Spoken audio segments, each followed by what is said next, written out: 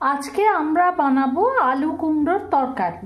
এই জন্য কুমড়ো আর আলু আমরা ডুমো ডুমো করে কেটে নিয়েছি।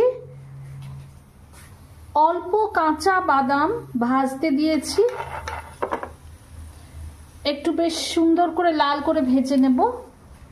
ফোড়নে দেব গোটা জিরে, আর মশলার জন্য বেটে নিয়েছি আদা, শুকনো লঙ্কা আর গোটা জিরে।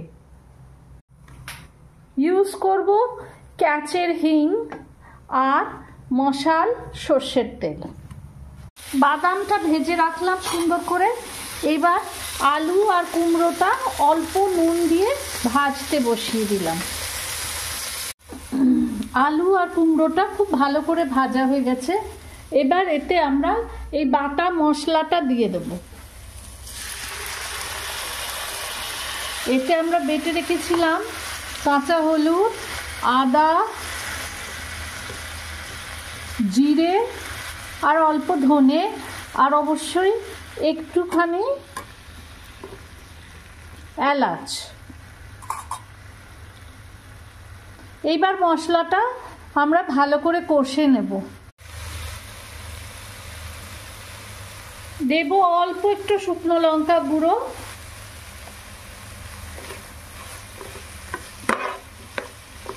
মশলাটা ভালো করে কষে নিয়ে এতে আমরা অল্প জল দিয়ে দেব।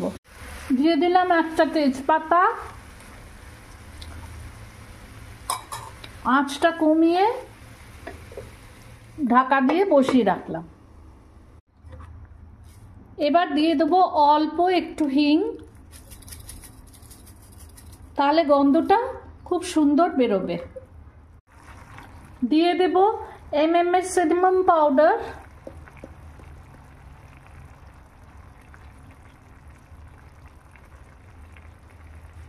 তরকারিটা সেদ্ধ হয়ে গেছে। কুমড়ো আলু মোটামুটি সব সেদ্ধ হয়ে গেছে।